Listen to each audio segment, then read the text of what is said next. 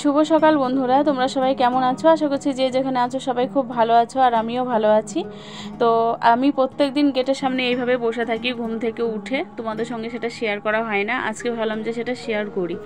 তো প্রত্যেক দিন গেটের সামনে বসে কি বলো তো, আমি একটু এদিক ওদিক তাকাই, চারিদিকটা তাকাই, প্রকৃতিটাকে একটু দেখি ভালো করে, পাখিটা কি ডাকে সকালবেলায় ওগুলো দেখি। এই সবগুলো দেখতে দেখতে না মনটাও ভালো হয় আর ঘুমের জেরটাও কেটে যায়। তো তারপরে কাজে হাত দিই। তো আমি প্রত্যেক দিনই এরকম করি। আর এটা খুব ভালো, কিন্তু আমি অনেক ভালো মানুষের মুখে শুনেছি যে ঘুম থেকে উঠে উঠে যদি জানলা খুলে আগে বাইরের প্রকৃতিটাকে দেখা নাকি খুবই ভালো, এরকম আমি অনেক মানুষের মুখে শুনেছি। তো আমি ওটা শোনার আগে থাকতেই আমি এই জিনিসটা করতাম। আমার বেশ ভালোই লাগে আর কাজে মনটা বসে আর কি। ঠিক আছে, তো দেখো এখন আমি ঘরটা ঝাড় দিয়ে নিচ্ছি, আর ফুল তোলা আমার হয়ে গিয়েছে। তো ঘরটা ঝাড় দিয়ে হচ্ছে বাসি নাইটিটা কেচে নেব। তো ঋতুর বাবা বলল যে বাসন টাসন সব পরে ধুও, আগে তুমি আমাকে একটু চা করে দাও, যত তাড়াতাড়ি যাব তত তাড়াতাড়ি চলে আসব। আমি দেখছি হ্যাঁ তাও তাই। তো দেখো আমার বর হচ্ছে মেঝেতে বসে চা খাচ্ছে, আর আমি দেখো খাটের উপর বসে চা খাচ্ছি বড় বাটিতে করে। তো আমার বর বলছে অত বড় বাটিতে তুমি চা খাচ্ছ কেন? আমি বললাম যে আজকে মুড়ি ভিজিয়ে চা খাবো। এই মুড়ি ভিজিয়ে চাটা অনেক দিন খাওয়া হয় না, আমরা সেই খেতাম ছোটোবেলাতে, জানো তো, মাদের বাড়িতে খেতাম। ছোটও ঠিক বলা যায় না, তো খেতাম, তো ইচ্ছা হলো সেই জন্য এইভাবে চা খাচ্ছি। বন্ধুরা সকালবেলায় বেরিয়ে গেছি রাস্তায় মাছ কিনবো বলে। তো আমি তো এর আগে বলেছিলাম যে মাছ কিনতে হলে রাস্তায় গিয়ে দাঁড়াতে হবে, তো সেই জন্য রাস্তায় যাচ্ছি। আর ঋতুর বাবা আগেই চলে গিয়েছে, ও বললো যে আমি দেখছি, তো কিনে রাখবে, তো আমাকে ডাকলো, তো সেই জন্য যাচ্ছি। তো ও রাস্তার ধারে দাঁড়িয়ে আছে, ও আমাকে মাছটা কিনে দিয়ে চলে যাবে। আর ওর যদি দেরি হয় আমি দাঁড়াবো, আমি দিয়ে নিয়ে নেব। মাছবেলা তো গেল 2-3টে, নেওয়া হয়নি, এমনি দাঁড়িয়ে আছে দেখছি। মাছ পেয়ে গেলাম, মাছটা লাফাচ্ছে ওরে বাবারে। তো মাছটাকে বাড়িতে গিয়ে কেটে নুন হলুদ মাখিয়ে রাখবো, আর কাজেও বসতে হবে আবার। এমনি রেখে দিলে মনে হয় থাকবে না নাকি কে জানে, কেটেই নেব, কেটে নিয়ে রেখে নুন হলুদ মাখিয়ে রেখে দেবো, দিয়ে কাজ করবো। জায়গা অনেক দিন মাছ খাওয়া হয়নি, এই মাছ পাড়াতে আসে না বলে মাছ খাওয়া হয় না। সকালবেলাতে তো থাকে না, চলে যাই, তো খুব অসুবিধা হয়ে যায় সেই জন্য।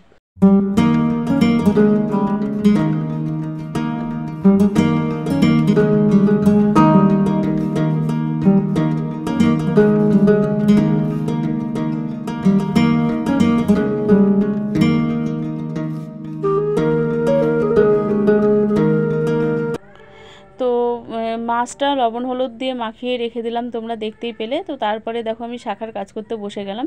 তো কালকে যেমন সকাল সকাল স্নান পুজোটা সেরে নিয়েছিলাম, সেরকম কিন্তু আমার কাজ হয়নি। যদি মনে করি যে পরে কাজে বসবো, আর বসা হয় না। ভেবেছিলাম যে বিকেলে বসবো, বিকেলেও বসা হলো না, রাত্রে বসবো, রাত্রেও বসা হলো না। তো এই করে করে গোটা দিনটাই কালকে কাজে বসা হলো না। তো সেই জন্য আমি আজকে দেখো সকালবেলাতে বসে পড়লাম কাজে, যেটুকু হবে। 9:30 পর্যন্ত করব, করে তারপরে তো ধরবো সকালে টিফিন বানাতে হবে। তো হচ্ছে শাখার কাজটা কি বলো তো, করতে ইচ্ছা করে না, তবু করতে হয় ঠেলায় পড়ে। এদিকে কাজেরও দরকার, টাকারও দরকার, কিন্তু ইচ্ছা করে না। তো যাই হোক বন্ধুরা, শাখার কাজ করে উঠলাম। তো টিফিন বানাতে বানাতে আমার হঠাৎ করে মাথাটা ঘুরে গেছিলো। তো আমি দেখো এসে ধপাস করে শুয়ে পড়েছি। মানে আমি বেশ মাসখানিক থেকে লক্ষ্য করছি যে 10:30 11টা বাজছে, আর ওই টাইমে আমার মাথাটা ঘুরে যাচ্ছে। আমি জানি না এটা কেন হচ্ছে বা কী কারণে হচ্ছে। তো প্রত্যেক দিনই হয় এই জিনিসটা, জানো তো। তো যাই হোক দেখো উঠে মেয়েকে একটু লেবু কেটে দিলাম, মৌসুমি লেবু, ও লেবুটা খাচ্ছে, আর আমি এদিকে রান্না করতে দিলাম। তো মাছটা ভাজা চলছে, আর মাছটা কিন্তু খুব সুন্দর, জানো তো। মানে যখন কিনি মাছটা বেশ তাজা একদম লাফাচ্ছিল। তো তারপরে তো টাটকা টাটকা মাছই একদম কেটে লবণ হলুদ মাখিয়ে রেখে দিলাম। তো মাছটা ভাজাটাও খুব ভালোভাবে হয়ে গেল। আর এইদিকে দেখো আমি আলু আর লাফা ভাজছি। কি হয়েছে, মানে প্রথমে ভাত বসাই, তারপরে তরকারি করি। তো আজকে আবার তরকারিগুলো আগে করে নিয়েছি, আর ভাবলাম যে তরকারিগুলো আগে করে নেবো, লাস্টে ভাত বসাবো। তো তরকারি রান্না করতে করতে অনেকটা সময় লেগে গিয়েছে। তো আমার ভাত বলে আমার মনেই নেই। ঠিক আছে, এই মনে হলো যে হ্যাঁ এবার রান্নাবান্না কমপ্লিট হয়ে গিয়েছে, এবার ঘর মুছবো, এইসব কাজ মানে কাজকাম যেগুলো বাকি আছে ওগুলো করবো। তারপরে আবার হুট করে মনে হলো যে মা আমি তো ভাতই রান্না করিনি, ভাতই তো বসাইনি। দিয়ে দেখো এখন আবার দেখো ভাত বসালাম হাঁড়িতে। ঠিক আছে, তো ভাতটা হোক, আর ভাত হতে হতে চলো তোমাদেরকে একটু দেখিয়েও দিই যে রান্নাবান্না কি করলাম না করলাম, সব দেখিয়ে দিই।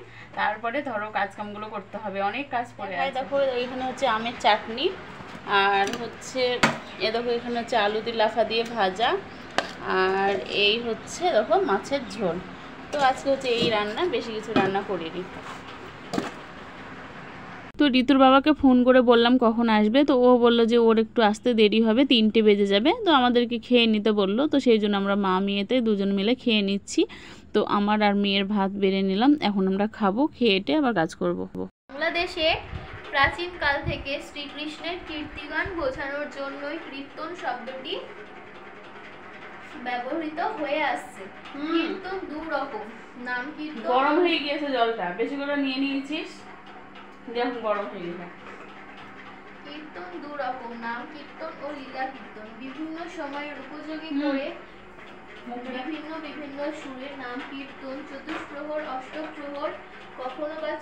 তো বন্ধুরা সন্ধ্যাবেলায় স্নান করে উঠলাম। আর সন্ধ্যাবেলাতে স্নানটা কেন করলাম বলো তো? আরও এই যে এই ঘরে তো গুঁড়োর কাজ করি, তো গোটা ঘরে গুঁড়োতে ভর্তি হয়েছিল মেঝেতে, তো সব পরিষ্কার করলাম।